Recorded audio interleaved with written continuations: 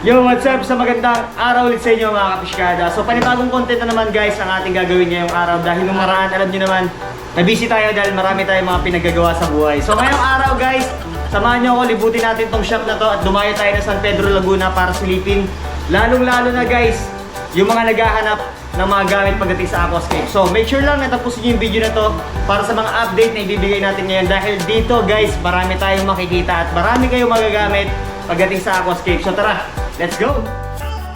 So ayun mga kapiskada, isang magandang araw ulit sa inyo. So yun nga, dumayo tayo sa number 6 Camagong, dito sa may Calindola Village sa may San Pedro Laguna. At pakilala ko lang muna sa inyo yung manager ng Creekside Aquatics, si Sir Marky. Ayan. Hello. Sir, bati muna kayo sa ating mga Hello sa mga kapiskada natin dyan. What's up? ayun. So guys, eto. So nagulat din ako nung bumisita ako dito dahil nga makikita nyo, para rin ako nasa gallery, hindi shop. Ayan. So lilibot ko muna kayo dito mga kapiskada kung ano yung mga makikita nyo rito dahil nga yung nabanggit ko kanina sa intro, ayan o, naggalat yung mga gamit nila dito pang aquascape, from dito sa mga rocks, yung mga substrate. Ayan, so marami kayong pagpipilian dito guys. Tsaka yung mga display nila dito, tingnan nyo guys kung gaano kaganda. Ayan o, napakalinis ng shop nila, sobrang ganda, ang liwala sa mata. So andun pa yung mga accessories nila guys. Tapos yung mga livestock nila, yung mga isda nila na pang aquascape. Ayan guys. So libutin natin, samahan nyo ako ngayong araw at alamin natin yung mga pricing ng mga to. Dahil alam ko marami sa inyo naghahanap. At lalo na yung may mga shop, no? Pagdating sa mga racks at saka yung mga substrates. Lalo na sa wholesale. Ayan. So guys, kasama natin ulit si Sir Marky para magpasama tayo at libutin natin kung ano yung mga makikita natin. Sir, tanong ko lang sir. Bakit nga ba Creekside yung pinangalan nyo dito sa inyong shop? Kasi bali, ano siya eh, tabing ilog kasi siya kaya bali ka, naging Creekside yung tawag sa kanya. Ayun guys, kung mapapansin nyo kasi kung bakit Creekside, ito sa bandang right side ko dyan sa bintana, ayan o.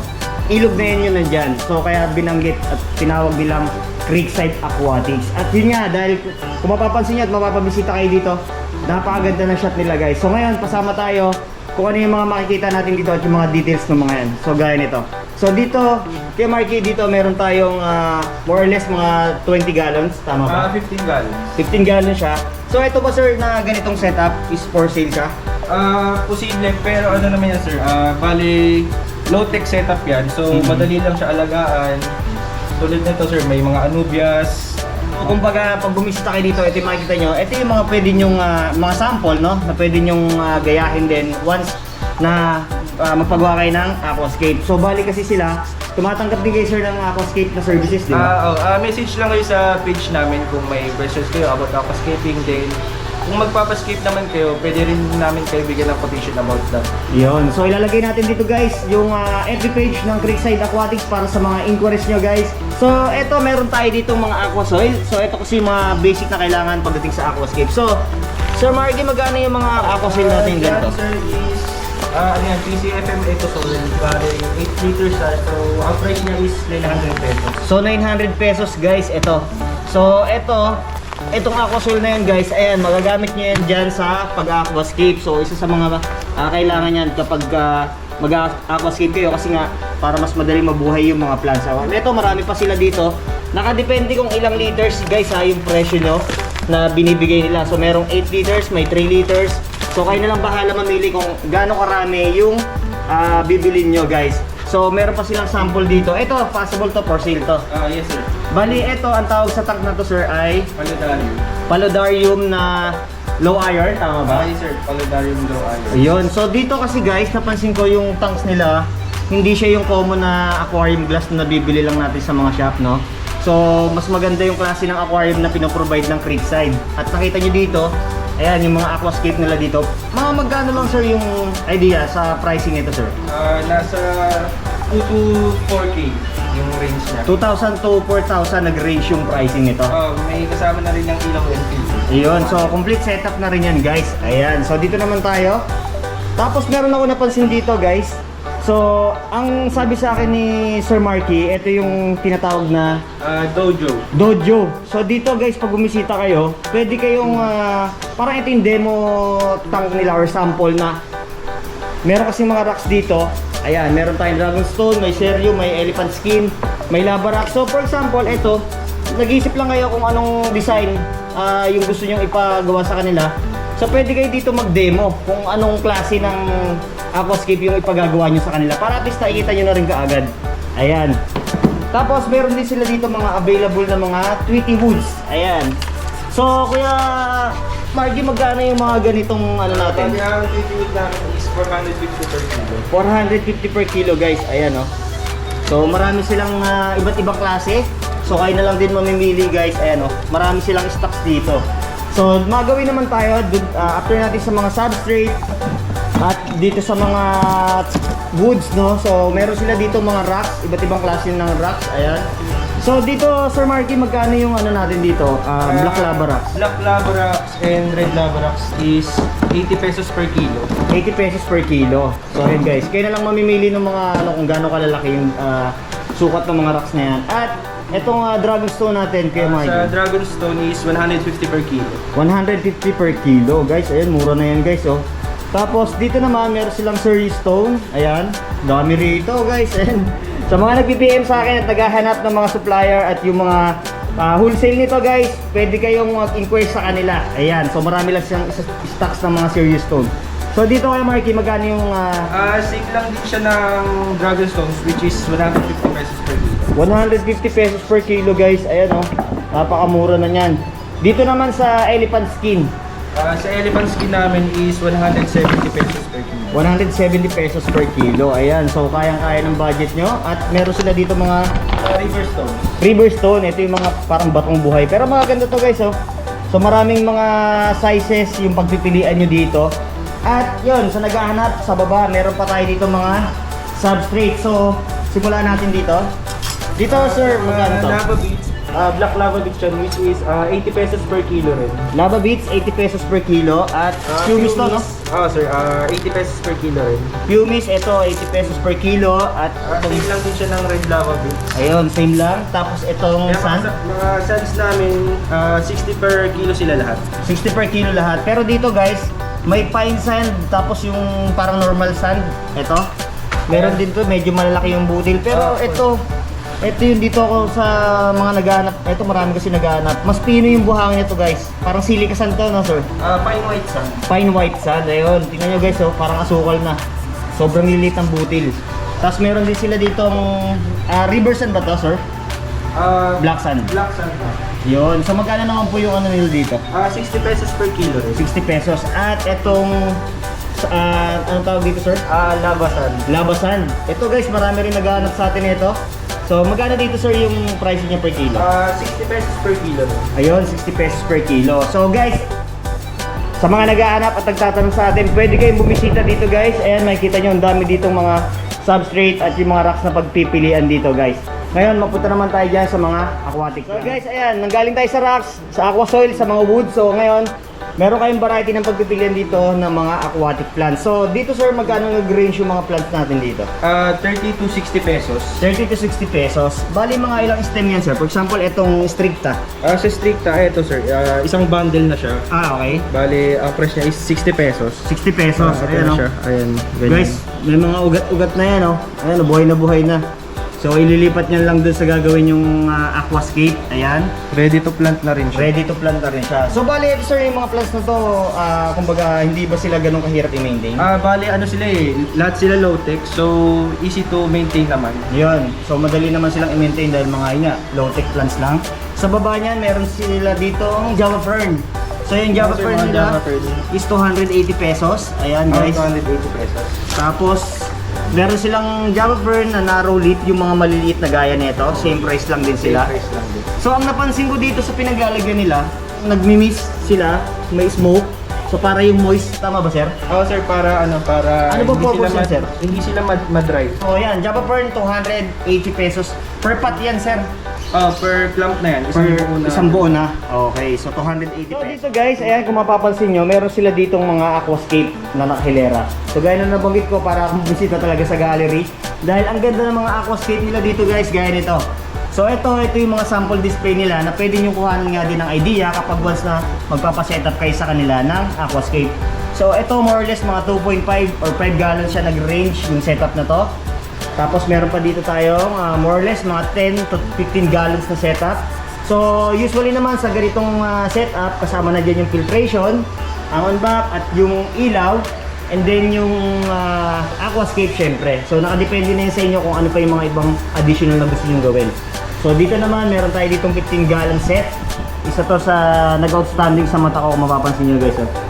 Napakaganda, napakalinis ng pagkakagawa. Mapapansin nyo buhay na buhay yung mga halaman at meron pang fan. So ayan o. Napakaganda ng flow ng tubig, yung agitation, galaw ng tubig. So talagang buhay na buhay yung mga aquatic plants. Ganon din yung mga livestock na nandyan. Kasi may mga isda ako nakita dito. So dito naman, meron tayo ditong cube tank. I think 12 by 12 to sukat na to. So isa to sa mga magagandang tank din na pwede siya sa mga office, sa mga room, no? Pang-beta tank, yung mga hindi na kailangan ng mga talagang highly maintenance. So napakaganda. At tignan nyo kung mapapansin nyo dyan yung mga algae. Ayan o. So kumbaga nagbigay din sila ng accent. Parang alam nyo yun, ancient na yung setup na to na naging ano na siya. Dahil sa tagal, kumbaga nag-build na yung mga algae na nagpaganda rin dito sa setup na to. Ayan guys. Tapos ganun din dito, meron din sila ditong display na 100 gallon sir, no? Tama ba? Ayun, dito naman guys, mapapansin nyo sa display tank nila, nagalat yung mga rainbow fish, may angel fish din sila dito. Meron ding mga torpedo barb. So ang ganda. Ang ganda ng pagkakasetup dito guys. Ayan o. Ayan, tingnan nyo naman yung layout ng driftwood hanggang dito. Grabe, sobrang nakaka-amaze. Tapos sa baba niyan, may available pa din dito mga ibang plants. So meron pa rin tayo ditong Anubias nana na 280. So yung ibang plants, meron silang dragon claw 320 at yung Java pearl na iba. So kayo na lang bahala guys mamili kung ano yung mga kailangan nyo ng mga plants para dun sa aquascape na gagawin nyo. And then dito naman meron din silang display tank dito ng mga imported na goldfish. Meron silang Caliburancho, meron silang mga oranda. So yan ang gaganda guys oh. Ayan. So makapansin nyo rin dito, isa sa napansin ko, napakaganda rin ng filtration na pinoprovide ng Creekside Aquatics. At bukod doon, meron din sila dito mga accessories na kailangan nyo sa aquascape. Ngayon, alamin natin yan guys. So guys, bago tayo matungo sa mga accessories, check muna natin yung kanilang stocks dito ng mga shrimp at yung ibang isda na nandito. So eto, meron tayong... Sir, anong isda itong nandito nyo? Lamp eye killifish. Lamp eye killifish. Kano nag-range yung pricing nyo? 35 pesos po. 35 pesos ang isa. Tapos meron tayong nispatan dito na stir-by na Corridoras. Ayan o. Bali sir, ito magkano yung pricing po nila dito? 130 pesos. 130 each. Tapos meron sila ditong golden back, tama ba sir? Yes sir. Magkano yung ganitong 90 shrimp? pesos. 90 pesos yung isa. Tapos meron pa tayo dito nakita na albino, corridoras. Ayan. Magkano po sir yung isa nito? 80 pesos per piece po. 80 pesos per piece. Ayan. So sa baba niyan, meron tayong nakita ditong blue velvet po ba ito sir na shrimp? Yes sir. Ayan. Magkano yung blue velvet niya sir? 90 pesos din. 90 pesos yung isa. Ayan guys. Anong tawag sa isda na to sir? Congo Tetra. Congo Tetra. Oo. Grabe, ang ganda na ito guys. Tingnan niyo yung tail nila. Ayan o. Lalo na kung nakalagay na yun sa mismong aquascape. Magkano po nag-range yung ganitong ano sir? 80 pesos. 80 pesos lang. Meron sila ditong mga nakatab na mga carpet plants. Ayan, meron ditong mga Monte Carlo, may hair grass, ayan, iba-iba. So dito nag-range daw to ng 200 per tub. 200 per tub sila lahat. Ayan guys, 200 per tub lang to guys. Kayo nang bahala mamili kung anong klase ng mga plants yung gagamitin nyo doon sa mga ililayout nyo na aquascape. Ayan.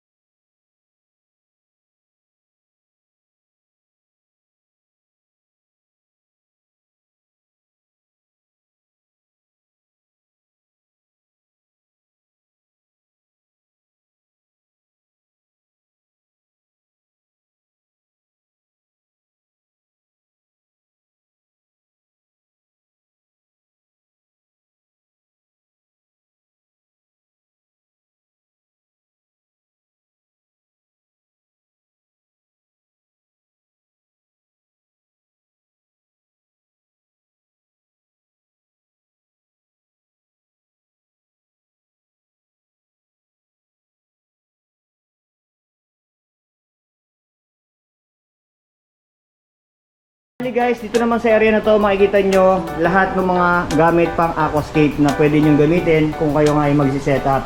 So simulan natin yan dito sa mga aquarium nila sa baba. Ito yung mga low iron tank nila dito. So sir, magkano nag-range yung mga aquarium Sa natin? aquarium namin sir, nagre-range siya ng 900 to 2,000. Bale, 3.5 gallons hanggang 15 gallons sir. So meron din sila dito mga ginagamit pang yung mga pang medicate, pang starter ng tubig. So meron din sila dito mga hang-on box. Sa hang-on box sir, mga magkano nag-range yung price nito? Nagre-range siya ng 500 to 1,000. 500 to 1,000. Ayun, again, nakadepende kasi yung lagi natin sinasabi, yung size at saka kung magkano yung depende sa brand. Yung mga iba-ibang brand din po kasi yan. And then meron tayo master test dito. Freshwater, ito guys, so napaka-importante na ito, lalo na sa pag-isda. So sir, mga magkano nag-range yung ganitong API? 1,650 sa master test kit. Ayun, 1,650. Ayan guys. So dito ba sir, pagka bumisita sila, may discount pa rin ba naman kayong binibigay? Meron naman sir, pwede natin sila. Ayun bilhin. guys, nanggaling na kay Sir Mike ha, pag bumisita kayo dito, may discount na binibigay, wag lang sagad. Dito kasi may mga nagtatawa, di ba? So ayan, tapos ito, meron din tayo nakita dito ng mga tools no, pang aquascape. Ayan, complete set na to. Sir, magkano nag-range po yung ganito? Ano siya sir, 850 po. 850, Full set na yan, all full set na. So, I think stainless tong mga to, ano? yes sir. Ayan guys, so, sa mga mahilig at mga gusto or nagpaplano mag-start ng aquascape, so pwede nyo bisitahin yung kanilang page para yan, ma-avail yung aquascaping tools na to. So ayan, magkano nag-range yung mga ilaw nyo? Kasi ang available namin ngayon is Hepo and LED Star. Sa Hepo namin, nagre-range siya ng 1.2 to 2,950. So ayun, 1.2 to 950. So ayun nga, bahala na kayo kasi nakadepende lang din yung ilalagay yung ilaw kung gaano kalaki yung sukat ng aquarium natin guys. Ayan, sa mga ganitong canister filter sir, magkano? Diyan sa filter na yan, 8.5. 5.5. So nakadepende kung ilang LPH yung gagamitin nyo guys. Ayan. Yes sir. Ayan, doon binabase yan guys. Ayan, so bali dito Sir Marky, tumatanggap din kayo ng orders doon sa mga malalaki through Manila, ganun. Pwede rin naman namin silang pag-deliveran as long as Kaya naman namin. Oh, yun. So, magawin tayo dito sa mga racks ulit. Ito yung binabanggit ko sa inyo kanina guys, na meron sila dito mga iba't ibang variety ng mga racks. So, bali sir, yung mga ina-avail niya dito or pwede niyong i-provide sa kanila na wholesale, ano-ano yung mga wholesale natin dito? Ang hinuwholesale namin is itong Serio Rocks, Okay. Dragonstone, Black Okay. and Red Lava Rocks. Then yung mga substrates namin na Black and Red Lava Beads. Tapos And lahat yung ng mga sands. sands. Yun guys. So from dito, yung mga lava rock sila, Dragonstone, Serious Stone, yung mga iba-ibang klase ng sand at yung mga lava bits na yan, pumice. Pwede kayong mag-avail ng wholesale guys. Ayan o. Kontakin nyo lang yung number sir. Contact number sir para hindi sa mga inquiries nila. 0917-833-0775. Ayun. Tapos habol na natin dyan guys. Meron pa silang pwedeng i-avail sa inyo or i-provide na mga drip food. Di ba sir? Tama ba? Meron. Ayan. Meron tayong drip food, marami tayong variety. So guys, silipin natin, pakita ko sa inyo kung gaano karami yung stocks nila. So yun nga guys, ito nabanggit ko sa inyo yung wholesale pagdating sa mga drip food. Kung mapapansin nyo guys, ayan, nakatangambak dito guys, sako-sako. Ayan, meron din sila dito ang binibenta. Per kilo nga lang to guys. Ito yung mga media na ginagamit natin sa filtration. Ganito, mga bio balls, mga lava rings. Ayan, may porous. Ayan, may mga ceramic din. Ayan o. So, kayo na lang bahala mamili. Dito, Kuya Marky, magkano yung per kilo niyan? Dito sa mga medias namin is 200 per kilo. 200 per kilo lang dito guys. Ito yung mga nakikita yung mga nakasako na yan. So, ito yung maganda rin to sa filtration, lalo na kapag mag-search kayo, hindi man aquascape pero number 1 kailangan nyo lahat sa pag-iisda. At nandito naman sa side yung mga per kilo ng sinasabi natin pwede nyo i-wholesale. Ayan, yung mga lava beads. Ayan, iba-ibang klase guys. At nandito yung mga drip food nila. Ayan oh. Guys, tingnan nyo. Nakakalat. Sobrang dami na ito guys. Ayan oh. Ayan. Kayo na lang bahalang mamili. Pagpunta nyo rito kung anong klase, kung anong design. Kasi halos lahat magaganda guys. Marami kayong pagpipilian dito. Ayan. Mas maganda talaga kung bibisita sila no, sir no? Sir, kasi para mas makapamili rin sila ng mga gusto nilang design and sizes. Kasi ito dito, iba-ibang klase siya. Tapos yung disenyo, kayo pa yung makakapili kung ano yung gusto nyong gawing team. Kasi ang dami rito guys, marami talagang pagpipilian. Kaya naman guys, inimbitahan ko kayo dito na bumisita kayo. Masasabi ko na highly recommended tong Creekside Aquatics dahil dito yung mga makikita nyong gamit at yung mga accessories pagdating sa pag-aquascape. marami kayong pagpipilian dito guys. Ayan. So ayan guys, dito ayan sa mga nagtatanong at gusto mag-inquire kung tinatamad kayong bumisita sa kanila ditong shop, no? Open din yung kanilang Shopee account. So Sir Martin, Shopee account niyo. You can visit our page sa Shopee, which is Creekside Aquatics. Ayun po. Yun, so Marami, lahat ng varieties na equipments pang aquascaping, meron po kami lahat. So ayan guys, gaya nito mga sample na to, dito ay ito yung mga for delivery. Ayan, ito yung mga order ng ating mga ka-fishkada outside. So kung tinatamad kayo, at yun nga, bisitahin nyo lang yun yung kanilang Shopee account para less hassle na at makuha nyo yung mga kailangan nyo dito sa Creekside. So ayan mga ka-fishkada, sana nag-enjoy kayo sa binigay nating panibagong update. So marami pa tayong ganap, no? At magbibigay pa tayo ng panibagong update sa inyo sa mga susunod na araw. Kaya sana nananatili kayo nakasubaybay. So yun nga, kung bago pa lang sa channel ko guys, please like, share, subscribe at click na rin yung notification bell para maging updated kayo sa mga bagong uploads natin. At muli, taos pusong pasasalamat syempre sa owner ng Creekside Aquatics, kay Sir Jello at kay Sir Marky at kay Sir Teo Tolentino. Ayan, at pinayagan tayo dito makabisita sa kanilang shop dito yan sa Creekside Aquatics along San Pedro, Laguna. So again guys, highly recommended tong shop na to. So bisitahin niyo yan dahil mag-enjoy kayo dito dahil napakaganda ng shop nila, malinis at marami kayong mga gagamit pagdating sa aquascape. So yun, maraming salamat at in the next vlog. See you, let's go!